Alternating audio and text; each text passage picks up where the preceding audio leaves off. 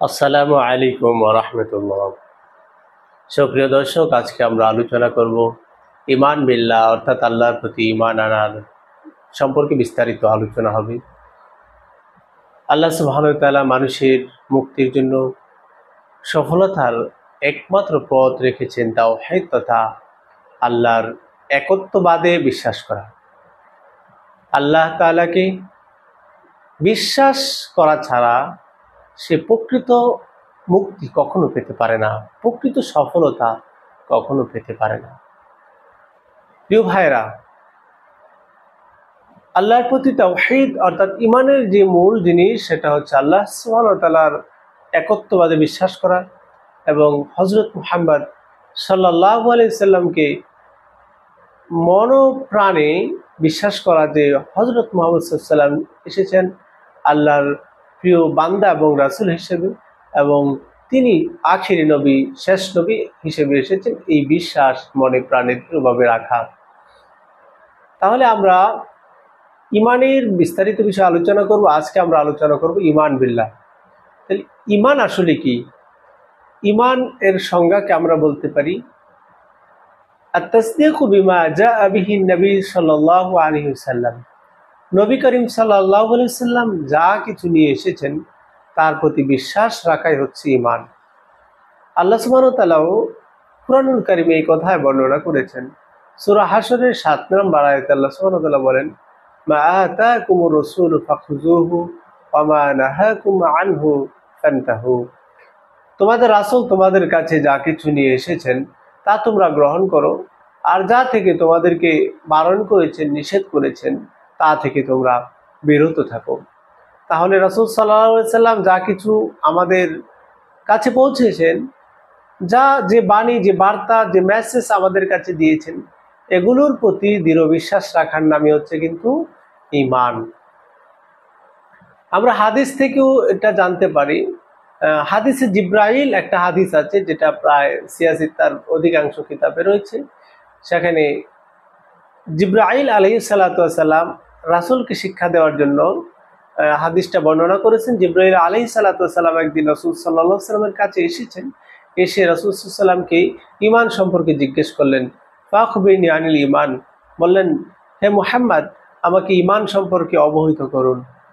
তখন রাসূল সাল্লাল্লাহু আলাইহি সাল্লাম তাকে অবহিত করলেন যে তুমিনা বিল্লাহ, ঈমান হলো যে আল্লাহর প্রতি ঈমান আনা, ওয়া মালাইকাতিহি ওয়া কুতুবিহি, এবং আল্লাহর ফেরেশতা, আল্লাহর সহিফা এবং আসমানি কিতাব সমূহের প্রতি বিশ্বাস রাখা, রসুলিহি, আল্লাহর রাসূল সমূহ, পয়গাম্বর যারা এসেছিলেন ১,২৪,০০০ পয়গাম্বর, তাদের প্রতি দৃঢ় বিশ্বাস রাখা, ওয়াল ইয়াউমিল আখির, এবং আখিরাতের দিনের প্রতি বিশ্বাস রাখা, ওয়া তুমিনা বিল কদরি খায়রিহি ওয়া শাররিহি, এবং তাকদীরের প্রতি বিশ্বাস রাখা যে আল্লাহ সুবহানাহু ওয়া তাআলার পক্ষ থেকে ভালো মন্দ দুইটাই হয়, সেটার প্রতি বিশ্বাস রাখা।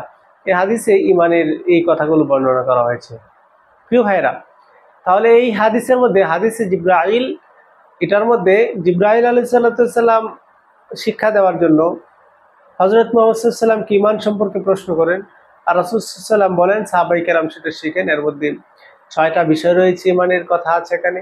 প্রথম নাম্বার হলো আল্লাহর প্রতি ঈমান আনা, দ্বিতীয় নাম্বার হলো ফেরেশতাগণের প্রতি বিশ্বাস স্থাপন করা, তৃতীয় নাম্বার হলো আসমানি কিতাব সমূহের প্রতি বিশ্বাস স্থাপন করা, তারপরে প্রেরিত রাসূলগণের প্রতি বিশ্বাস স্থাপন করা, তারপরে প্রতিদান দিবস অর্থাৎ আখিরাতের দিনের প্রতি বিশ্বাস স্থাপন করা, এবং তাকদীর, আমাদের যে ভালো মন্দ সবকিছু আল্লাহর পক্ষ থেকে হয় নির্ধারিত, সেটার প্রতি বিশ্বাস রাখা। আমরা পর্যায়ক্রমে একটি একটি করে আলোচনা করার চেষ্টা করব। আজকে আমরা আলোচনা করব ঈমান বিল্লাহ তথা আল্লাহ তাআলার উপর ঈমান আনা এ বিষয়ে। প্রিয় ভাইরা, ঈমানের প্রথম রুকন হলো যে আল্লাহর প্রতি ঈমান আনা। আল্লাহ তাআলার প্রতি ঈমান আনার অর্থ হলো শাহাদাতু আল্লা ইলাহা ইল্লাল্লাহ, এই সাক্ষ্য দেওয়া যে আল্লাহ ছাড়া আর কোনো উপাস্য নেই, অর্থাৎ আল্লাহর একত্ববাদে বিশ্বাস স্থাপন করা। প্রিয় ভাইরা, তাওহীদ বা একত্ববাদ যেটা আমরা বলি সেটা আসলে কি? এই তাওহীদের আবেদনিক অর্থ হলো এক করা, এক বানানো, কোনো বস্তুকে এক হিসেবে জানা, একত্বের ঘোষণা দেওয়া, একত্বে বিশ্বাস করা ইত্যাদি ভাবে তাফঈলের মাজদার তাওহীদ। প্রিয় ভাইরা, এই জন্য তাওহীদ হলো কোনো বস্তুকে একক বলে ঘোষণা দেওয়া বা এক বলে জানা, এক বলে মানা, এটাই হচ্ছে তাওহীদ, যেটা বিভিন্ন ফিকহের কিতাবের মধ্যে তাওহীদের সংজ্ঞা দেওয়া হয়েছে। আত-তাওহীদ বিআন্না শাই ওয়াহিদ। প্রিয় ভাইরা, তাওহীদের পারিভাষিক সংজ্ঞা এরকম ভাবে অনেকে সাজিয়েছেন যে আল্লাহকে প্রভুত্বে এবং উপাসনায়, নাম গুণাবলীতে একক বলে মনে করা। তাওহীদ ওয়াল ঈমান বিআন্নাহু ওয়াহিদ ফি রুবুবিয়্যাতি ওয়া ইলাহিয়্যাতি ওয়া উলুহিয়্যাতি ওয়া আসমাইহি ওয়া সিফাতিহি ওয়া তাখসিসি ওয়া ইফরাদিহি বিল ইবাদ। অর্থাৎ আল্লাহর রুবুবিয়াত, আল্লাহর উলুহিয়াত, এগুলোতে বিশ্বাস স্থাপন করা এবং আল্লাহ সুবহানাহু ওয়া তাআলার যে সুন্দর সুন্দর নাম রয়েছে, আসমায়ে হুসনা যেগুলো আছে, সেগুলোর প্রতি বিশ্বাস স্থাপন করা এবং আল্লাহ সুবহানাহু ওয়া তাআলার প্রতি যে ইবাদতগুলো সম্পৃক্ত রয়েছে সেগুলোর প্রতি দৃঢ়ভাবে বিশ্বাস স্থাপন করা, এগুলোই হচ্ছে আসলে তাওহীদ। প্রিয় ভাইরা, তাওহীদ অনেক প্রকারের রয়েছে। তাহলে তাওহীদ মৌলিকভাবে তাওহীদ হচ্ছে তিন প্রকার: তাওহীদ ফিল যাত, তাওহীদ ফিল সিফাত, তাওহীদ ফিল ইবাদাতি আউল হুকুক। অর্থাৎ তাওহীদ ফিল যাত তথা সত্তাগত তাওহীদ, আরেকটা হচ্ছে তাওহীদ ফিল সিফাত অর্থাৎ গুণগত তাওহীদ, আরেকটা হচ্ছে তাওহীদ ফিল ইবাদা, ইবাদতের ক্ষেত্রে তাওহীদ। তাহলে আমরা যদি তাওহীদ ফিল যাত সম্পর্কে কথা বলি, এটা হচ্ছে সত্তাগত তাওহীদের পরিচয়। মুহতারাম হাজিরিন, আমাদের সীমাবদ্ধ চিন্তা শক্তি দ্বারা অসীম সত্তার পরিচয় খুঁজে পাওয়ার একেবারে অসম্ভব ছিল যদি আল্লাহ তাআলা দয়া করে নিজের পরিচয় বর্ণনা না করতেন। আমরা যদি পবিত্র কুরআনুল কারীমের সূরা ইখলাসের মধ্যে দেখি, আল্লাহ সুবহানাহু ওয়া তাআলা এটার মধ্যে পূর্ণাঙ্গ আল্লাহ সুবহানাহু ওয়া তাআলা তাওহীদের কথা, একত্ববাদের কথা বর্ণনা করেছেন। আল্লাহ সুবহানাহু ওয়া তাআলা বলেন, কুল হুয়াল্লাহু আহাদ, হে নবী আপনি ঘোষণা দিন আল্লাহ সুবহানাহু ওয়া তাআলা হচ্ছেন এক, অদ্বিতীয়। আল্লাহু সামাদ, তিনি হচ্ছেন অদ্বিতীয়, অমুখাপেক্ষী। লাম ইয়ালিদ ওয়া লাম ইউলাদ, আর তিনি তো কাউকে জন্ম দেন না। ওয়ালাম ইউলাদ, আর তিনি কারো থেকে জন্মগ্রহণ করেনও নাই। ওয়ালাম ইয়াকুল লাহু কুফুয়ান আহাদ, আর এমন কোনো কেউ নেই যে ওনার সমকক্ষ যে আছে, অর্থাৎ আল্লাহর সমকক্ষ কেউ নেই।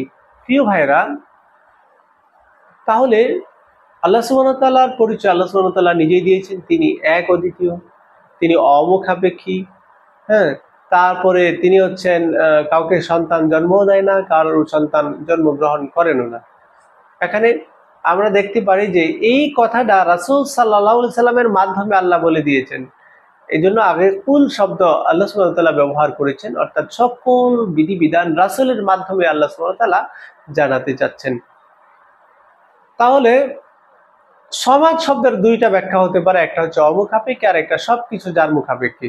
হ্যাঁ, আল্লাহ সুবহানাহু ওয়া তাআলা অমুখাপেক্ষী, উনি কারো কোনো কিছুর প্রতি মুখাপেক্ষী নয়, আর সবকিছু উনার মুখাপেক্ষী। প্রিয় ভাইরা, এই জন্য আল্লাহ সুবহানাহু ওয়া তাআলা ছাড়া আর কোনো কিছুই অমুখাপেক্ষী হতে পারে না। প্রিয় ভাইরা, তারপরে আল্লাহ জানিয়ে দিচ্ছেন যে আল্লাহ সুবহানাহু ওয়া তাআলা এক, অদ্বিতীয়, তার কোনো সন্তান নেই, তিনি কারো থেকে জন্মগ্রহণ করেনও না। এর মাধ্যমে আল্লাহ সুবহানাহু ওয়া তাআলা অনেক সম্প্রদায় যারা আছে, যারা আল্লাহর সাথে অন্য সমকক্ষ স্থাপন করে, যে ঈসা আলাইহিস সালাতু ওয়াস সালামকে আল্লাহর পুত্র বলে, উযাইর আলাইহিস সালাতু ওয়াস সালামকে আল্লাহর পুত্র বলে সাব্যস্ত করে, তাদের ধারণা, তাদের চিন্তা ধারণা সবকিছুকে আল্লাহ সুবহানাহু ওয়া তাআলা নস্যাৎ করে দিয়েছেন, তাদের মুখোশ উন্মোচন করে দিয়েছেন যে আল্লাহ কোনো সন্তান নেই, আল্লাহ জন্মগ্রহণ কারো থেকে করেনি, তিনি কাউকে জন্ম দেননি, সুতরাং আল্লাহর পুত্র সন্তান কোনো কিছুই নেই।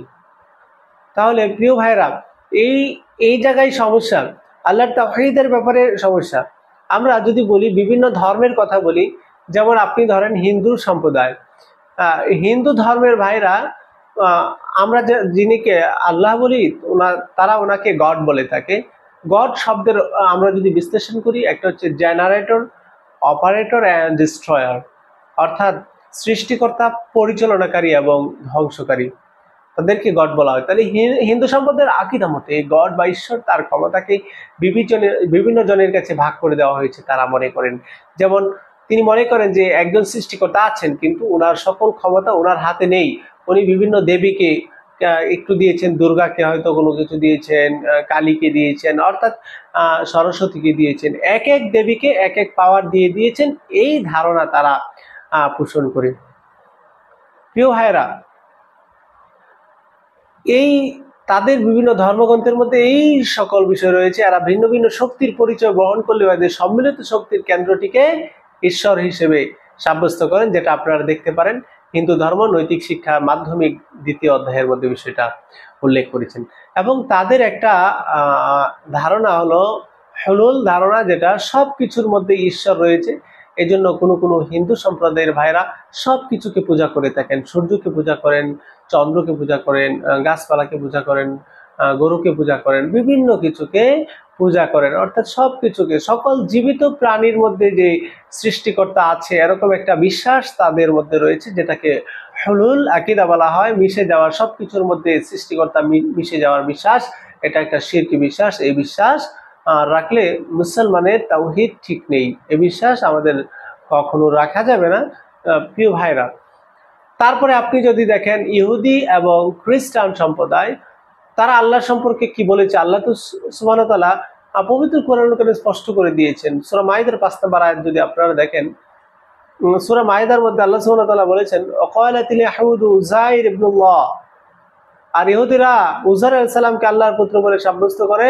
ওয়াকালাতিন নাসারা আল মাসীহ ইবনুল্লাহ, আর ঈসা আলাইহিস সালামকে তারা আল্লাহর সন্তান বলে সাব্যস্ত করেছে। যালিকা কাউলুহুম বিআফওয়াহিহিম, এটা তাদের নিজস্ব মুখের কথা।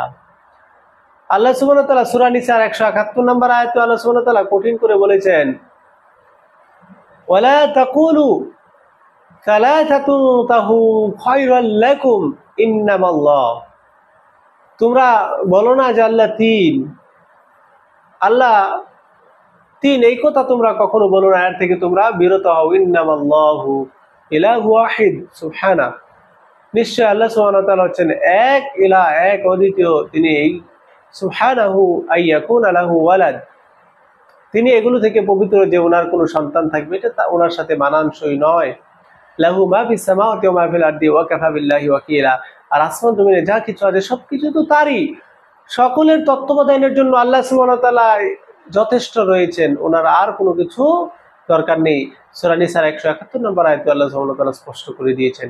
প্রিয় ভাইরা, ইহুদিরা হযরত উযাইর আলাইহিস সালামকে আল্লাহর পুত্র বলে সাব্যস্ত করেছে, আর খ্রিস্টানরা হযরত ঈসা আলাইহিস সালামকে আল্লাহর পুত্র বলে সাব্যস্ত করেছে। পাশাপাশি তারা ত্রিতত্ত্ববাদে বিশ্বাসী, অর্থাৎ ঈশ্বর, মারিয়াম এবং যিশু, এই ত্রিত্ববাদে তারা বিশ্বাসী ছিল। পরে এতে আরো সংস্কার এসে, যেমন গড হলেন পিতা, পুত্র এবং রূহুল কুদুস, এটাকে তারা একত্রে বলে 3 মিলে এক, আর একের মাঝে 3, অর্থাৎ সবকিছুকে একটা গুলিয়ে ফেলেন, যেটা আল্লাহ সুবহানাহু ওয়া তাআলা এই সূরার মাধ্যমে লাম ইয়ালিদ ওয়া লাম ইউলাদ ওয়া লাম ইয়াকুল লাহু কুফুয়ান আহাদের মাধ্যমে সম্পূর্ণ নাচক করে দিয়েছেন। তারপরে প্রিয় ভাইরা, বৌদ্ধ ধর্মের যদি কথা বলি, বৌদ্ধ ধর্মের আত্মপ্রকাশ ঘটেছিল গৌতম বুদ্ধের হাত ধরে। খ্রিস্টপূর্ব আনুমানিক 6ষ্ঠ শতাব্দীতে গৌতম বুদ্ধের জন্ম হয়। তাদের আকীদা হলো ঈশ্বর বলতে কোনো কিছুই নেই।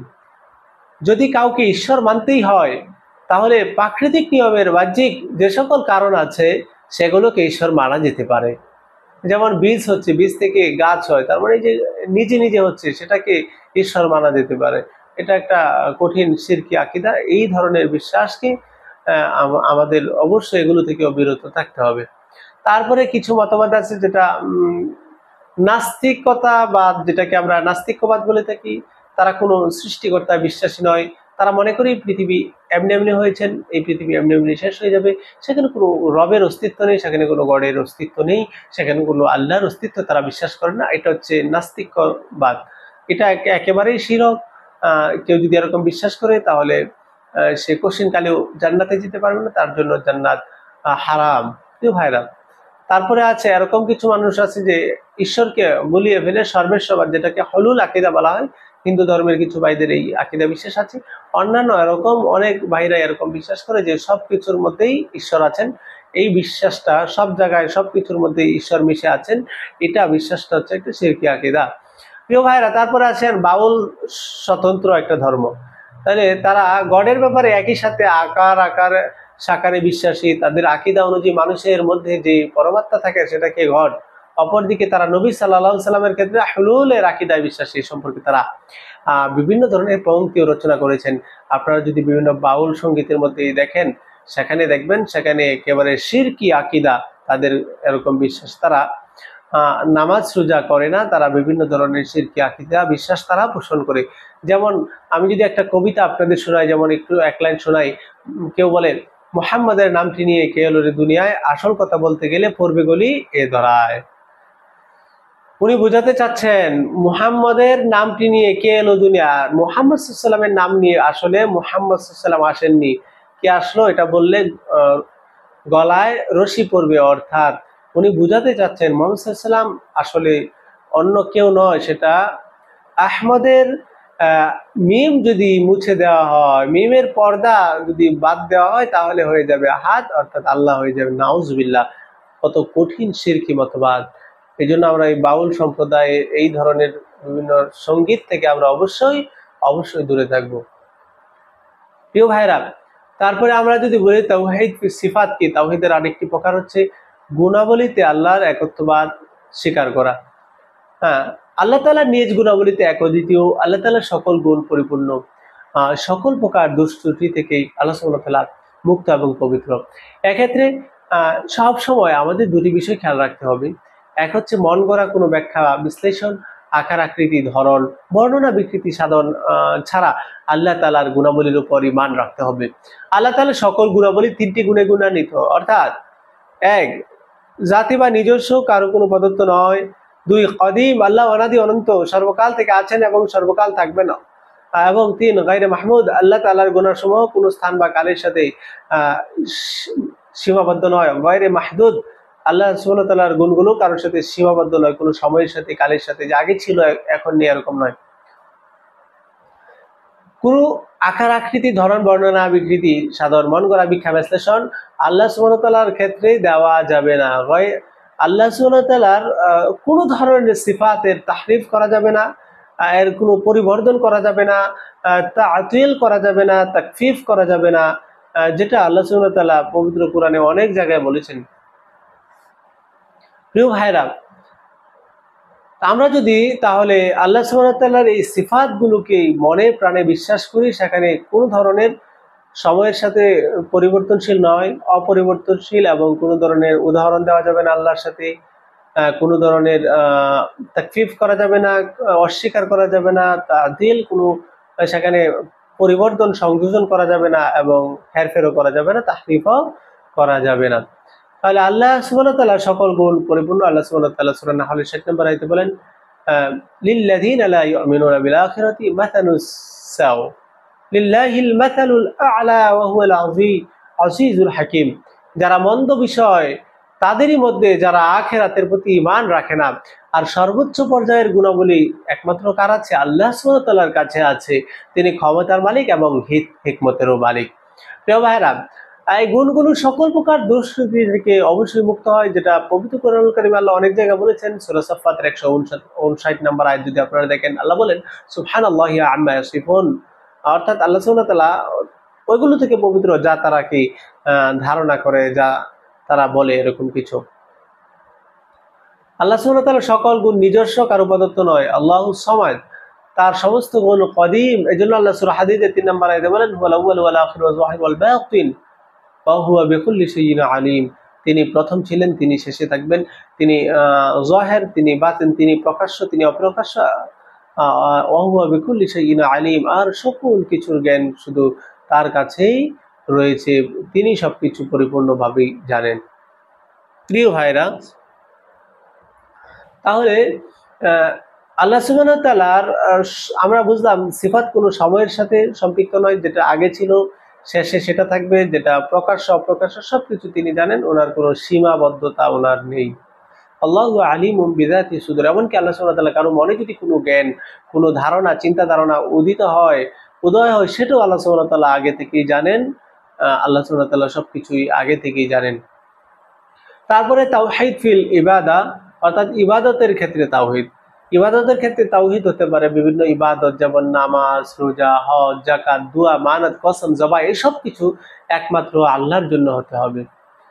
হ্যাঁ, এর মধ্যে থেকে আমরা ইবাদতকে দুই ভাবে যদি ভাগ করার চেষ্টা করি, একটা হচ্ছে দুআউল ইবাদত, অর্থাৎ এক ধরনের ইবাদত যেটা শুধু উনারকেই করতে হবে, যে সেজদা করা, তারপরে আল্লাহ সুবহানাহু ওয়া তাআলার নির্ধারিত পদ্ধতি ছাড়া অন্য কোনো অন্য কারোর জন্য ব্যবহার না করা, আল্লাহ সুবহানাহু ওয়া তাআলার জন্য নির্ধারিত পদ্ধতি যেমন রুকু সেজদা করা, এগুলো অন্য কারোর জন্য করা যাবে না। আল্লাহ ছাড়া অন্য কারো ইবাদতের জন্য বিশেষ কোনো পদ্ধতি আবিষ্কার করাও যাবে না। গায়রুল্লাহর ইবাদতের জন্য বিশেষ কোনো পদ্ধতি আবিষ্কার করাও শিরক, এগুলো ইবাদতগত শিরক। প্রিয় ভাইয়েরা, যেমন আছে গায়রুল্লাহর নামে জবাই করা, আল্লাহ ছাড়া অন্য কারো নামে যদি জবাই করেন, আল্লাহ সুবহানাহু ওয়া তাআলা সেটাকে লানত করেছেন। মুসলিম শরীফের 978 নম্বর হাদিসে আছে, লাআনাল্লাহু মান যাবাহা লিগায়র, আল্লাহর নাম ছাড়া অন্য কারো নামে জবাই করলে সেটা আল্লাহ সুবহানাহু ওয়া তাআলা লানত করেছেন, এবং সেটা খাওয়া মুসলমানের জন্য জায়েজ নয়। তাছাড়া ইন্নামা হারামা আলাইকুমুল মাইতাতা ওয়াদ দামা ওয়া লাহমাল খিনজির, আল্লাহ সুবহানাহু ওয়া তাআলা বলতেছেন ওয়ামা উহিল্লা বিহি লিগায়রিল্লাহ, এবং আল্লাহর নাম ছাড়া যেগুলোকে উহিল্লা করা হয়েছে, যেগুলোকে জবাই করা হয়েছে, সেগুলোকে তোমরা খেতে পারবে না। সেখানে বলা হয়েছে যে খিনজির, মৃত প্রাণীর গোশত, তারপরে রক্ত, খিনজির, এগুলো সম্পূর্ণ নিষেধ মুসলমানের জন্য। প্রিয় ভাইয়েরা, আল্লাহর নাম ছাড়া অন্য কারো নামে শপথ করা যাবে না, কোনো মসজিদের নামে শপথ করা যাবে না, যেটা সুনানে আবি দাউদের 3251 নম্বর হাদিসের মধ্যে রাসূল সাল্লাল্লাহু আলাইহি সাল্লাম বলেছেন। এই বিষয়টা আমরা অবশ্যই লক্ষ্য রাখবো, যে মানত আল্লাহর নাম ছাড়া অন্য কোনো নামে করা যায় না। লা ইয়াজুজু লিআহাদিন আই ইয়ানযিরা লিগায়রিল্লাহ, যেটা বিভিন্ন ফতোয়ার কিতাবেও রয়েছে। অনেকে আছে বিভিন্ন মসজিদের নামে মানত করে, যদি আমার মনের আশা পূর্ণ হয়, আমি মাজারে কিছু দিব, আমি মসজিদে কিছু দিব, আমি কিশোরগঞ্জের পাগলা মসজিদে কিছু দিব, এটা সম্পূর্ণ শিরকি আকীদা। আপনারা কোনোভাবেই এটা করা যাবে না। মসজিদে আপনারা নফল সদকা যেগুলো আছে সেগুলো আপনারা করতে পারেন, যে কোনো আপনার নিকটবর্তী যে কোনো মসজিদের কনস্ট্রাকশন এগুলো করতে পারেন, তবে সেটা যাকাত ফিতরার টাকা হবে না, সেটা মানতের জিনিস হবে না, সেটা থেকে মুক্ত হতে হবে প্রিয় ভাইরা। আরেকটা হচ্ছে দুআউল ইবাদত, যেটাকে মাসআলাতুল ইবাদত যেটাকে আমরা বলি, বা দুআউল মাসালা, সেটা হচ্ছে যে আল্লাহ সুবহানাহু ওয়া তাআলার কাছে সাহায্য সহযোগিতা, আবেদন নিবেদন একমাত্র আল্লাহর কাছেই হতে হবে।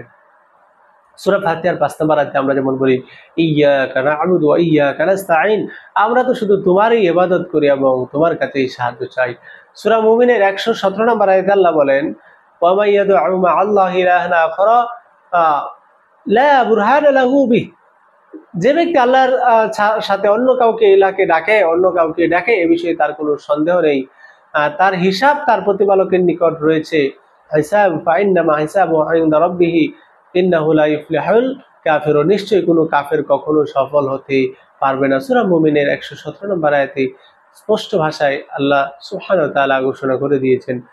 এজন্য আমরা অবশ্যই আল্লাহ ছাড়া অন্য কারো কাছে, অন্য কোনো পীরের কাছে, অন্য কোনো মাজারের কাছে, অন্য কোনো ব্যক্তির কাছে আমরা চাইবো না। আমরা চাইবো একমাত্র আল্লাহর কাছে। সন্তান চাইলেও চাইবো একমাত্র আল্লাহর কাছে। যেটাই চাই আমরা একমাত্র আল্লাহর কাছে চাইবো। আল্লাহ সুবহানাহু ওয়া তাআলা আমাদেরকে আল্লাহর প্রতি ঈমানকে মজবুত করার তৌফিক দান করুন। আমিন।